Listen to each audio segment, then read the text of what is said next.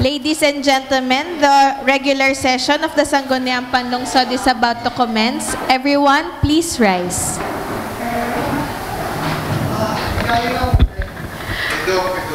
As the elected City Vice Mayor and the presiding officer, this 16th regular session is now called to order.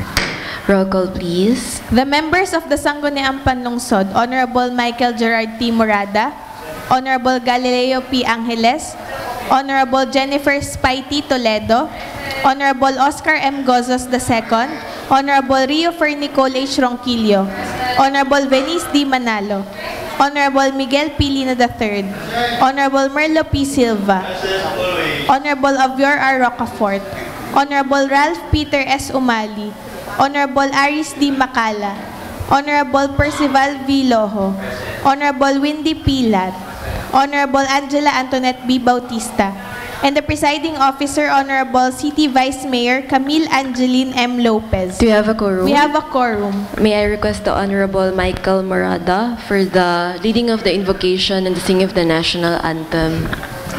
Ilagay po natin ang ating mga sarili sa banal na presensya ng ating mahal na Panginoon. Sa ngalan ng Ama, ng Anak, ng Espiritu Santo.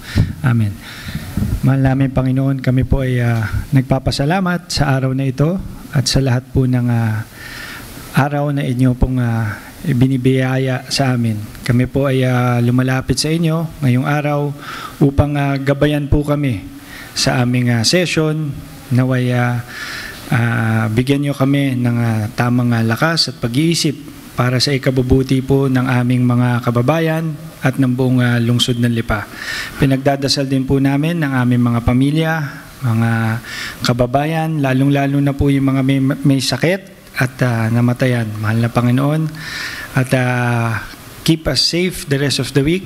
At sa amin pong mga lakad bilang mga public servant at pagtulong sa aming mga kababayan, gabayan niyo po kami. Lahat po ito ay hinihiling namin sa inyong anak na si Jesus. Amen. Sa ngalan po ng Ama, ng Anak, ng Espiritu Santo. Amen. Ilagay po natin ang ating kanang kamay sa kaliwang bahagi ng dibdib at awitin ang pambansang awit. Mga kababayan, ang pambansang awit ng Pilipinas.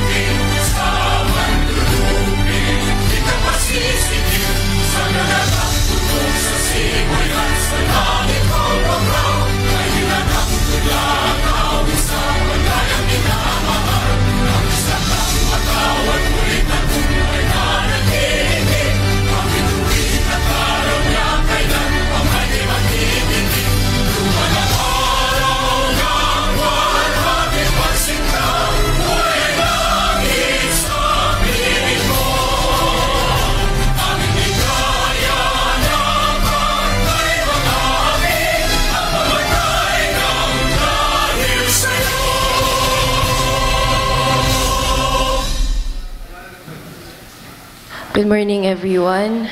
I'm declaring a recess po. Session resumes. Privilege. Honorable Morada, you are recognized.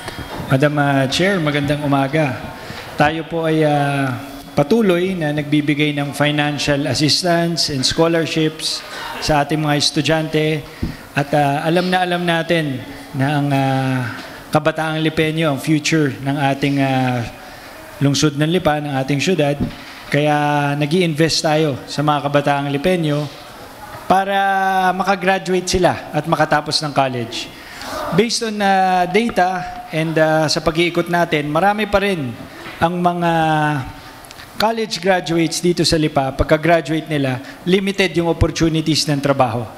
So, yung iba, wala pang trabaho sa ngayon. Yung iba, nag-a-apply sa Maynila o sa iba pang lugar. Tayo po ay nag-research at nakapag-isip na baka pwedeng mapag-aralan ng komitiba, ng trade or ng ways and means para mag-come up tayo with ordinances or batas na makakainganyo ng mga investors at big corporations na mag-invest dito sa Lipa. Tulad na lamang, kunyari, meron ako isang company, bubukas ako sa Lipa at mapoprove ko that I can employ 40 college Lipenyo graduates. Pwede natin i-exempt sa business tax o business fees, o kaya magpapasok ng capital worth 50 million and above, pwede natin bigyan ng exemptions. At itong batas na to, kahit saan tayo pumunta, tayo bilang mga politiko dito sa Lipa, bilang constituent ng lungsod na Lipa, may pagmamalaki natin na meron tayong ganitong klaseng incentive. Just in case umabot kung kahit kanino man, mabalita, ma-promote natin, baka sakali makasungkit tayo kahit 1, 2, 3, 4, 5 kumpanya with 40 employees na Lipenyo with college graduates. Napakalaking bagay na matutulungan natin ang mga kababayang fresh grad, hindi lang ngayon at sa mga susunod pang henerasyon. So, Madam Chairwoman, nais ko pong mapai-refer ito sa ating komitiba para mapag-aralan at magawa natin ng ordinansa para ma-promote natin ng ayos ang lungsod ng Lipa. Yun lamang po at maraming salamat.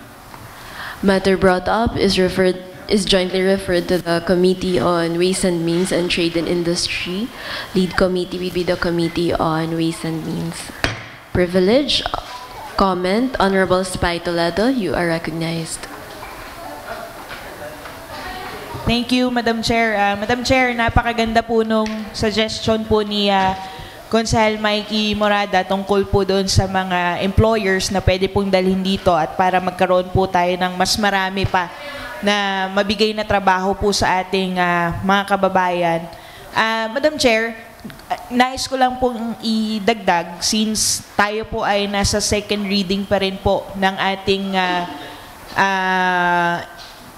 ordinance na encouraging yung mga employers po natin to hire able persons with disability and senior citizens po. Isa po yun sa mga sinuggest po natin na incentive po sana doon sa ating mga employers po. Baka lang po pwedeng maisama rin po ni Consel Mikey yun pong aming nakabinbin na ordinance ni Consel Mike Lina for the PWDs and senior citizens po.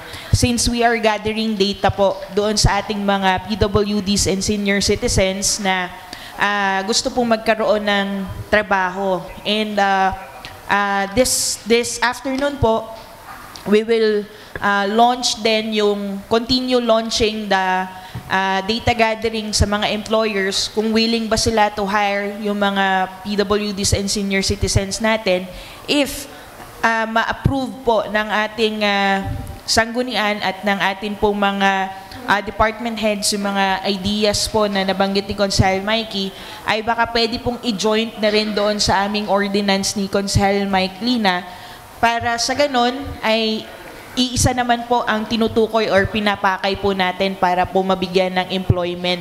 Yun po ang ating mga kababayan Lipenyo po, Madam Chair. Thank you po. Kung pwede po, pa-joint na lang din po yung aming committee po ng PWD and senior citizens sa committee hearing po ni Consel Mikey. Okay po. Matter brought up also by Honorable Morada will be referred also to the Committee on PWD and Senior Citizens. Madam You are Chair, recognized. Additional, nakakatuwa ho si Consel Mike Morada dahil dalawa ho ang kanyang magandang layunin. Unang-una, to encourage all the mga negosyante na pumunta sa Lipa at padalwa ho ay makatulong sa mga kabataang Lipenyo. Siguro tingnan din natin ng isang anggulo na kung saan ay pwede tayo magbigay ng tax holiday o pa sa ganon, lalo natin ma-encourage ang iba hong Oo, ang ibang mga kumpanya. Ibig sabihin, no, palawakin ho natin. Siguro, tama, sabi ko tama, siguro ang kita ko dyan, magkaroon ho tayo ng isang agency na kung saan ho ay siyang makikipag-usap sa mga negosyante sa Kalakang, Maynila upang sa ganun, ma-encourage sila. Dahil nakikita ko, Madam Chair, kung ganun lang, yung naririto na lamang, ang mga negosyanteng narito, kailangan encourage nila ano ang meron pa na pakikinabangan ng mga negosyante dito sa lungsod ng Lipa. Kasi nakikita ko, Madam Chair, ay ang may problema ho tayo dito dahil medyo mataas na ho ang halaga ng mga lupa. Kaya ho, ang itong mga negosyante, instead na dito ho magtayo ng negosyo, lumalampas po sa Lipa. Siguro tingnan din ho natin yung isang anggulo na yon na kung paano natin ma-encourage na. Dahil kasi dito ho tayo mabubuhay Dito ho lalago ang ekonomiya sa mga negosyanteng ito. Madam Chair. Madam Chairwoman, i-expound ko lang yung sinabi ni Consel Merlo. Gaya po nung naulit ko kanina, napakaganda kung gagawa tayo ng ordinansa kasi gumawa tayo para dun sa mga sari-sari store. So I think maganda rin na bigyan natin ng pagkakataon yung malalaki. Kunyari, meron tayong ordinansa na kasi kung nagagawa ng PEZA ng national government. Pero marami ring mga corporations o mga companies na hindi naman qualified sa PEZA. So yun naman ang i-accommodate natin. Bilang LGU, bigyan natin ng business tax. Exempted din sila kung makakapag-employ sila kunyari ng 50 na college graduates ng Lipa. Yun yung kanilang qualifications para ma-exempt sila sa business tax o kaya magpasok sila ng capital na worth 50 million and above. In that way, sigurado, pag 50 million and above, kukuha yan at kukuha ng college graduates yan dito sa Lipa. Para, pag meron tayong ganung batas, ipopromote natin sa social media, ako'y foreigner o taga Maynila, nakita ko ba, may ganun sa Lipa, kahit pa paano. Makikilala tayo, sisilip sila sa atin at baka sakali, maisipan nila magtayo dito sa atin. At isa pa, Madam Chair, isama na rin sa pag-aaral na kung saan ho tayo, let us create another business center. Kung saan ating i-declare na yung lugar na yon, yung area ngayon, ay isang business center kung saan ho ay doon natin, siguro pwede nating makontrol din yung amount ng property. Dahil sabi ko nga ho, ang hindi ho itayo dito ngayon ng mga negosyante dahil medyo mataas ang presyo ng ating property as compared to the price of the land sa other home munisipyo. Kaya naglalampasan. Siguro, it's about time na nandyan ho ang Lima. Siguro, mag-declare din tayo ng ilang area na pwede hong doon nila ilagay ang kanilang mga negosyo. Upang sa ganun ay tayo naman ay magkaroon din ng control sa mga presyo niyan. Tama-tama yun, Madam Chairwoman, napakaraming bypass roads na ginagawa ngayon. Meron tayong Papade Garcia, Inisloban. Pwede nating i-identify itong mga areas as new and upcoming business siguro, Madam Chair, tama yun. Siguro ang gawin natin, magkaroon tayo ng pondo.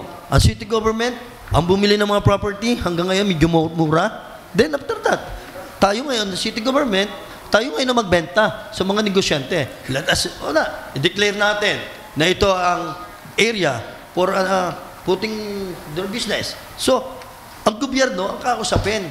Dahil kasi, yun lang ang pamaraan para hindi masyadong tumaas ang halaga ng property. So, bilhin natin. Pagka nabili natin, gobyerno ang kausapin. Ito, dideclare natin. Area dyan. Ito, dideclare natin na ito, dito kayo pwedeng maglagay ng magandang negosyo. So, kausapin ng gobyerno. Tingnan din natin ang isang anggulo na yan. So, dalawang ating purpose. Kikita pa ang gobyerno, pwede pang kumita. Dahil kasi hanggat hindi tayo gagawa ng ganon, alam natin lahat na pataas ng pataas ang lupa. Siguro, maglaan tayo ng pondo para sa land banking. Then, kausapin. Alam niya ni Consel Mikey, dahil siya ay maraming property. Siguro, Madam Chair, isama yon sa isang pag-aaral.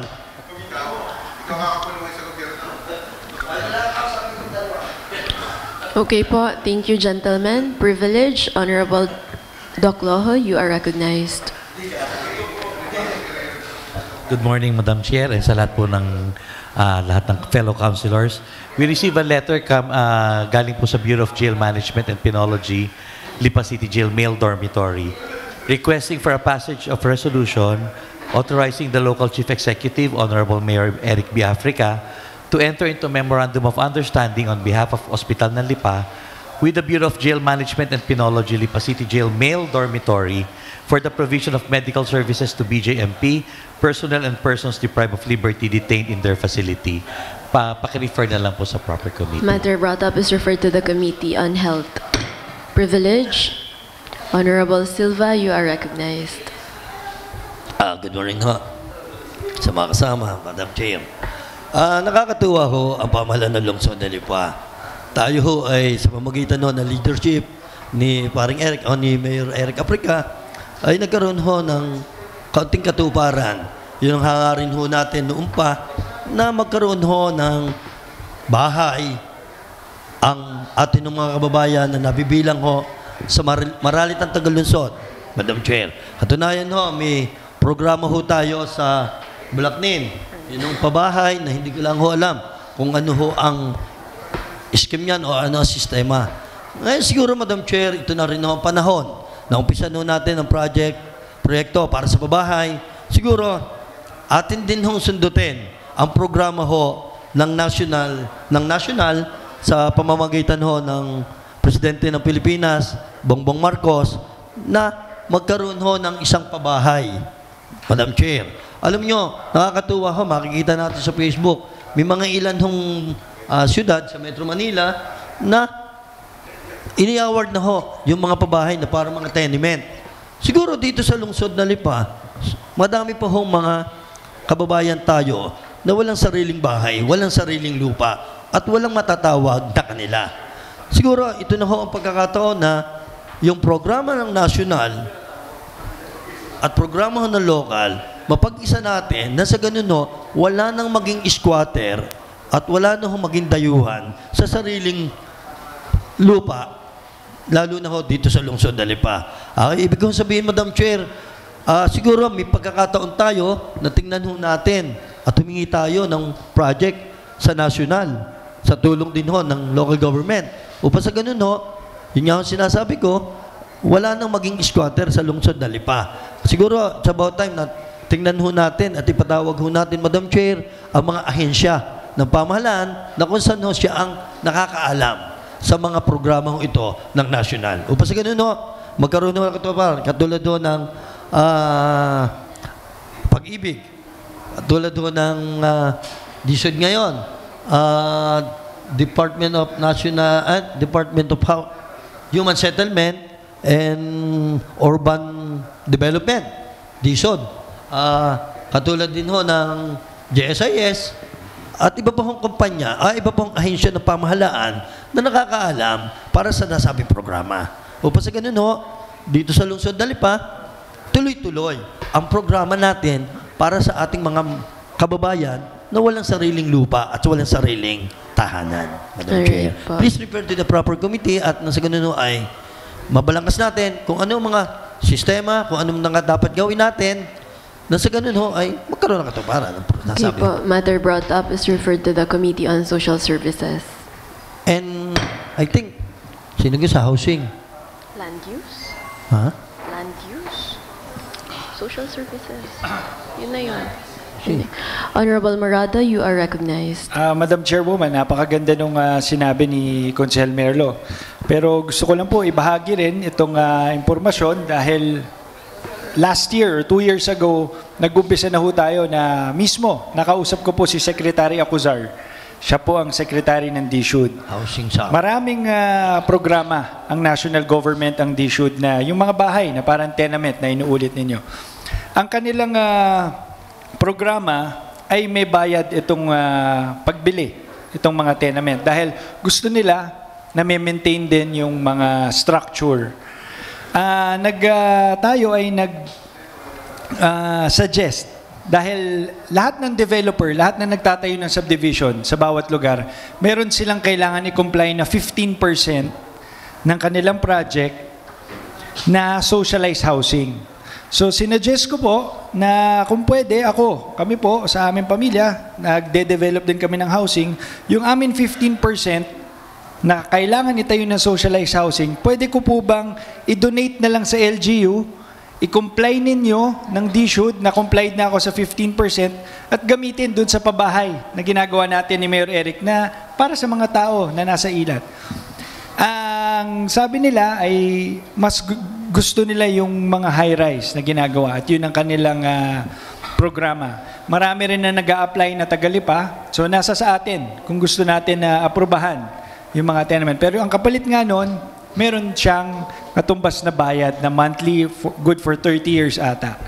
It's much better na sila'y magbayad para makasigurado na kanila.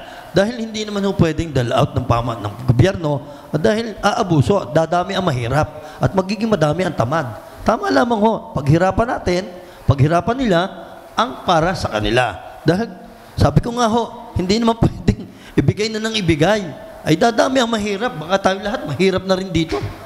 Siguro, at saka yung sinasabi ho, yung 15%, dati 20% compliance under Republic Act 70 to 79, naging 15%, yung matagal ko na sinasabi, na lahat ng developer sana, yung 15% compliance nila, ibili ng property, or ipako sa gobyerno ang bibili ng property, at yung property na yon ay ipamamahagi sa mga mahihirap through pag-ibig at para money back sa mga developer. Mas maganda yon. Dahil kasi nangyayari ngayon, sinasabing yung compliance of 15%, sinasabi lang sa DSUD, ito, bigyan nyo kami ng tawag doon, yung certificate na kami nag-comply. Yung credits. Ginagawa nila, sasabihin sa Cavite kung saan, pero yung bayad, binayaran yon.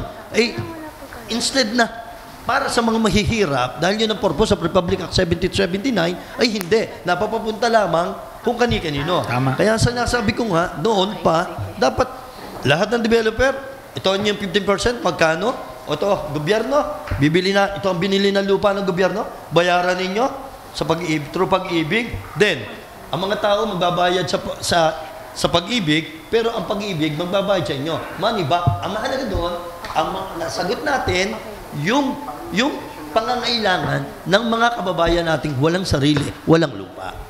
Yun ang idea sana diyan. Kaya lang, during the time, hindi ako naintindihan ng mga previous colleagues, hindi nangyari. Kaya this time, ang chairman naman, Kuya Junjun, ay siguro, ito na rin pagkakataon na in our time, mangyari at magkaroon ng katuparan para lahat ng mamamayan sa lungsod na Labay, masasabing, kami ay hindi nadayuhan sa sarili naming lupang tinubuhan. Tama. Pwede natin imbitahan si RD ng DSUD. It's up to the committee. At ako may attendance sa committee hearing. Madam Jane, thank you. To be referred also sa Housing and Land Utilization po. Lead committee will be Housing. Privilege, Honorable Gossos, you are recognized. Madam Chair, nasa akin po ang request ni Honorable Galileo Angeles for the reclassification of their property with an area of 100 square meters po located at Barangay Gs. Please refer po sa Committee on Land Use. Refer to the Committee on Land Use. Thank you, Madam Chair. Thank you. Any other privilege? We now proceed with the reading of the minutes of the preceding session and approval of the same. Honorable Attorney Gali Angeles, you are recognized. Thank you, Madam Chair. I respectfully move to defer the reading of the minutes as well as its approval, the minutes of the May 2, 2024 regular session for the reason that the same is not yet available. Any second? Seconded by Honorable Gossos, Lina, Loho. Discussion, objection, hearing none, the motion is hereby approved. Thank you, Madam Chair. Business for the day. Business for the day, number 1, letter of the City Mayor, Honorable Eric B. Africa, requesting for the passage of an ordinance regulating the manufacture, sale, distribution, and use of PNP uniforms, insignias, and other accoutrements. Refer to the Committee on Good Government. Number 2 to number 7, reclassification request of various owners for properties located at various barangays. Refer to the Committee on Land Use. Number 8, letter of the City Administrator Ronel E. Sarmiento forwarding the request of Ricky T. for the issuance of special use permit for the proposed resort to be located at Barangay Bagong Pook, Lipa City. Refer to the Committee on Land Use. Other matters, Honorable Gozos, you are recognized. Madam Chair, nasa akin po ang request po ni Kapitan Boy Mendoza regarding po dun sa special use permit and loan po na inaprobahan po natin ng Sangguniang Panglungsod noong pong February 28, 2024. Unfortunately po, Madam Chair, yung po daw inaprobahan natin, nagkamali daw po sila ng address na ibinigay. So, nagre-request po sila na mapalitan po yung address and location po nung kanilang proposed na ano to? Poker games po. So, Madam Chair, may request muna po na, ang tawag po dito? Revoke na lang po muna yung request, yung resolution number 130. May request po na ma-revoke muna po yun, then aprobahan na lang po natin yung panibago niyang request. Different location eh. Recess for 1 minute. I'm declaring a recess. Resumes. So, Madam Go Chair, ahead. motion for agency po with regards to the matter, revocation of resolution number 130. Any second? Seconded by Honorable Silva Umali. Discussion, objection, hearing none, the motion is hereby approved. Again po, Madam Chair, a motion for agency po for the request of Virgilio Mendoza for the issuance of their special use permit for their proposed poker games located at Pitt Hotel and Resort Inc., located po at Barangay Plaridel, and for the approval of their letter of no objection. Motion for urgency, Madam Chair. Any second? Duly seconded. Discussion. Honorable Silva, do you have any question po? Wala. Sigurado na daw po, Madam Chair. Objection, hearing none, the motion is hereby approved for urgency. Madam Chair, I would like to request a resolution granting resolution requesting the City Mayor Eric Africa to grant a special use permit to VN Mendoza Amusement and Gaming Corporation for the establishment and operation of their poker games located at Pitt Hotel and Resort Inc., located at Barangay Plaridel, and the same be excused from the three reading principle and approved for third and final reading. Jointly moved by Honorable Silva, seconded by Honorable Loho, Rocafort, Umali, Lina. Objection, hearing none, the motion is hereby approved for the third and final reading. And Madam Chair, nakalimutan ko lang pong banggitin yung pong sa Lono, please include na lamang din po yung approval. Okay. Thank you. Okay po. Next po, Madam Chair, motion for urgency po with regards to item number... I recess for 1 minute. I'm declaring a recess. Madam Chair, motion for urgency po with regards to item number 2, item number 7, and item number 8. Item number 2 po, reclassification request from agricultural, residential to commercial use of Samuel Osmilio with an area of 670 square meters located po at Barangay San Jose. Item number 7, reclassification request from agricultural to commercial use of Ricky T with an area of 1,000 square meters located po at Barangay Bagong Pook, and may request din po sila for special use permit for their proposed resort. Motion for urgency, Madam Chair. Duly seconded. Discussion, objection, hearing none, the motion is hereby approved for urgency. Madam Chair, I would like to request an ordinance classifying the property of Mr. Samuel Osmilio with an area of 670 square meters from agricultural, residential to commercial use located at Barangay San Jose, and the same be excused from the three reading principle and approved for third and final reading. Jointly moved by Honorable Silva. Any second? Seconded by Honorable Umali, Lina. Objection, hearing none, the motion is hereby approved for the third and final reading. Madam Chair, I would like to request an ordinance classifying the property of Mr. Ricky T with an area of 1,000 square meters from agricultural to commercial use located at Barangay Bagong Pook, and the same be excused from the three reading principle and approved for third and final reading. Any second? Jointly moved by Honorable Silva, seconded by Honorable Morada, Morada, Umali, Lina, Angeles. Objection? Hearing none, the motion is hereby approved for the third and final reading. Madam Chair, would like to request a resolution granting authority to the City Mayor, Mayor Eric Africa, to issue special use permit to Mr. Ricky T. for their proposed resort located at Barangay Bagong Puok, and the same be excused from three reading principle and approved for third and final reading. Any jointly moved by Honorable Silva, seconded by Honorable Umali, Loho, Lina, Angeles.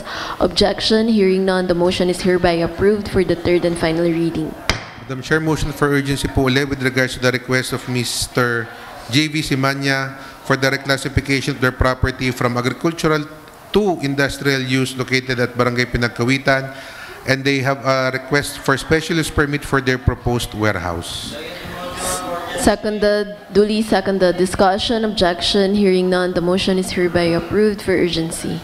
Madam Chair, would like to request an ordinance reclassifying the property of Mr. J.V. Semanya with an area of 950 square meters from agricultural to industrial use located at Barangay Pinagkawitan, and the same be excused from the three reading principle and approved for third and final reading. Any second?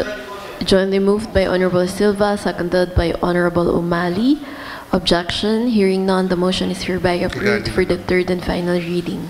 Madam Chair, would like to request a resolution granting authority to the City Mayor, Mayor Eric Africa, to issue special use permit to Mr. J.V. Semanya for their proposed warehouse located at Barangay Pinagkawitan, and the same be excused from the rereading principle and approved for third and final reading. Any second? Seconded by Honorable Silva, Umali, Lat. Objection? Hearing none, the motion is hereby approved for the third and final reading. And last po, Madam Chair, motion for urgency po with regards to the request of Galileo P. Angeles, married to Jacqueline C. Angeles, for the reclassification of their property with an area of 100 square meters located po at Barangay G's. Any second? Motion for urgency, Madam Chair. Duly seconded. Discussion, objection, hearing none, the motion is hereby approved for urgency. Madam Chair, I would like to request an ordinance. Basahin ko ulit. Ordinance classifying the property of Mr. Galileo P. Angeles, married to Jacqueline C. Angeles, with an area of 100 square meters located at Barangay G's, and the same be excused from the three reading principle and approved for third and final reading.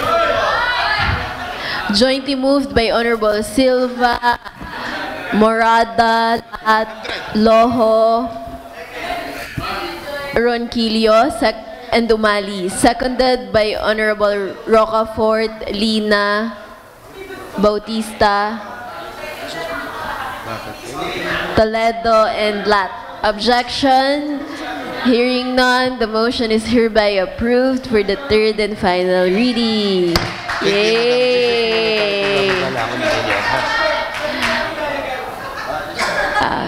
I'm declaring a recess. Session resumes.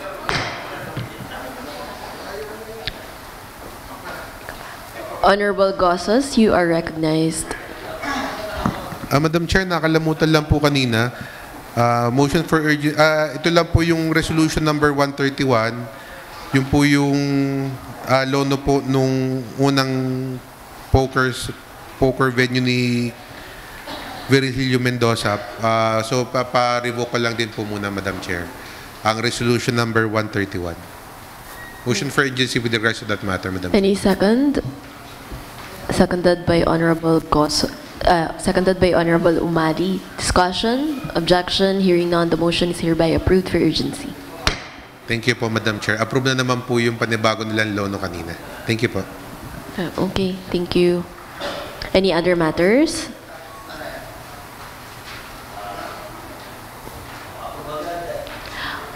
Madam Chair, there's we have a letter from Punong Barangay, Honorable Moreto Hasme, and a letter from Mr. Randy Ricaprente requesting for the reclassification of his property with an area of 55,521 square meters from agricultural use to mineral land and refer it to the proper committee. Matter brought up is referred to the Committee on Land Use. So, I move for 1 minute recess again. I'm declaring a recess. Honorable Silva, you are recognized. Madam Chair, again, with regard to the request of Mr. Randy Ricaprente for the reclassification of his property from agricultural to mineral land use, I move that this matter be considered as urgent. Any second for urgency? Makala. Yun. Seconded by Honorable Lina. Discussion? Objection? There is an objection for the urgency. May we know po who's in favor for the urgency of the said matter? Wala po. May nag-second na for urgency. May nag-object nga po. Oh, what is the objection of the honorable gentlewoman who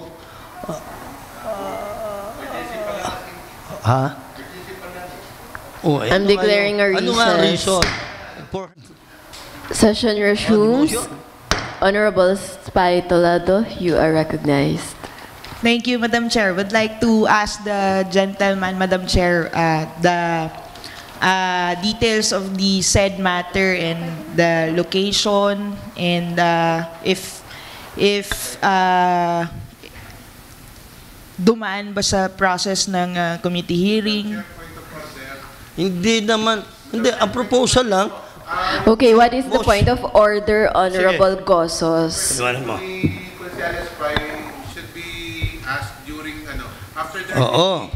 So, during the deliberation, siguro, let's approve the motion, my motion of urgency. Then after that, wait lang po. you can ask question. Madam Chair, para lamang po... Wala na po tayong discussion pagdating sa approval for third and final reading. Hindi, Madam Chair, wala pa naman pong pinapa-aproban for third and final reading. Ang nire-request po ni Consel Merlo Silva is for urgency. So yung question po ni Consela Spy ay hindi pa po pwedeng sagutin kasi hindi pa naman po na niya nababanggit yung kanyang request at yung kung ano po, kasi wala pa po tayong approval for urgency. So, ang thinking ko po sana ay ma-approvean mo na po yung urgency. Then, after po ng urgency, saka po yung proper time na mag-question ang mga councilors regarding po dun sa pinapa-aprobahan ni Consel Merlo. May we know the rule of the chair regarding on the kung kaya. Kasi po after urgency, approval na po tayo ng for third and final reading. No. We have a discussion after the motion of urgency. So, everybody is entitled to ask question. Wala pa tayong first reading, second reading. So, they are entitled to ask question before the approval of the third. I'm declaring a recess. Session resumes. Honorable Silva. Madam Chair, with regard to this motion, I move that we pass. Okay na urgency, no? Hindi. May objection. Ha? I'm declaring a recess. Do you want to reiterate my motion? Session resumes. Madam Chair, with regard to the request of Mr. and Mrs. Randy Ricaprente for the property, for the classification of his property from agricultural to mineral land use, I move that this matter be considered as urgent. Any second for urgency? Seconded by Honorable Umali. Discussion and Honorable Rocafort. Discussion. Objection. Hearing none, the motion is hereby approved for urgency. Madam Chair, I move that we pass an ordinance reclassifying the property of Mr. and Mrs. Randy Ricaprente with an area of 55,521 square meters located at Barangay Anilaw, Labak from agricultural to mineral land for third and for final reading.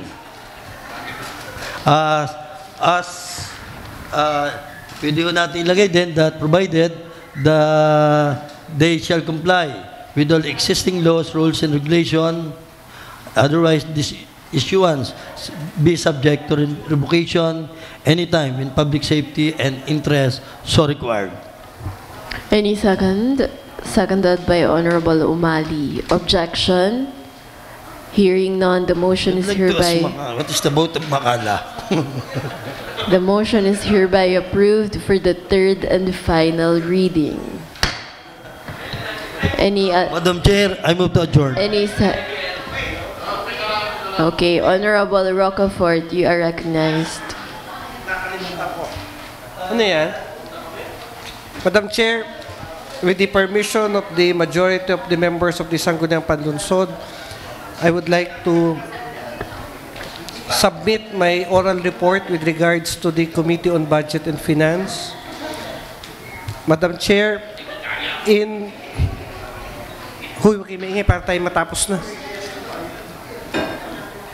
In my privilege speech dated April 24, 2024, with regards to Tax Ordinance Number 1 of Tipacan, kapasya pinagtitibay ng Sangguniang Barangay na magkaroon ng butaw o buwanang donasyon para sa koleksyon na 30 pesos para sa paghakot ng basura. This committee to which this matter was referred conducted its hearing on May 3, 2024 to discuss the same. During the hearing, the committee manifested that there is no existing ordinance that allow the collection of fees from the hauler from any barangay who bring their garbage at the transfer station. He also stated that the city government of Lipas allotted a total of 130 million for garbage collection in 59 barangays including Tipacan. The barangay chairperson of Tipacan explained that every Friday, he pays 700 pesos per garbage truck to the hauler out of his own pocket whenever they transfer their garbage to the hauler's truck. The committee directed Senro to prohibit the hauler from collecting fees from barangay because it's not part of the contract with the city government of Lipa. He further advised the representative of Senro to put signages at the transfer station that hauler is not allowed to collect fees. The chairperson also suggested Barangay Tipacan to revise Tax Ordinance Number 1, Series of 2024, specifically changing the title from Kapasyahan to Kautusan, reducing the amount to be collected to 10 pesos only, including the manner of collection and assigned collector with corresponding receipts to be issued by the barangay and indicating the purpose of the collection. Given the foregoing, the committee recommends the passage of a resolution requesting Senro to investigate the hauler's collection of fees from barangays that they transfer garbage to transfer station and the possible termination of the contract. In the whereas provision, Senro should submit to the Secretary of the SP within 5 days upon receiving this resolution the findings of Senro. Madam Chair, I move that the committee report be adopted.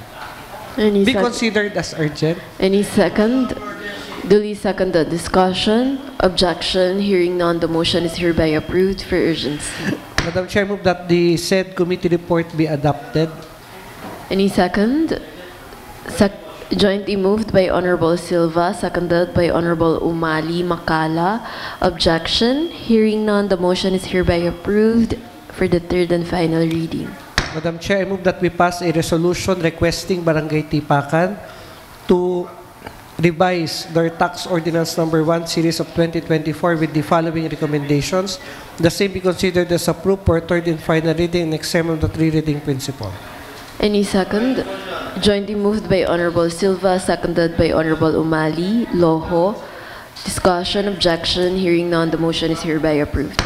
Madam Chair, I move that we pass a resolution requesting Senro to investigate the hauler's collection of fees to the barangay at the transfer station and to submit within 5 days upon receipt of this resolution to the SB Secretary of their findings. The same be considered as approved for third and final reading and exempt the three reading principle. Any second? Seconded by Honorable Umali.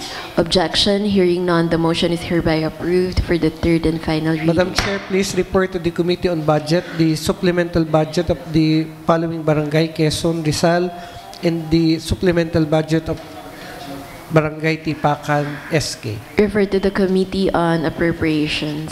I move that we consider the same as urgent, Madam Chair. Seconded, duly seconded. Discussion, objection, hearing none, the motion is hereby approved for urgency. Madam Chair, move that we pass a resolution approving the supplemental budget of Barangay Quezon and Barangay Rizal.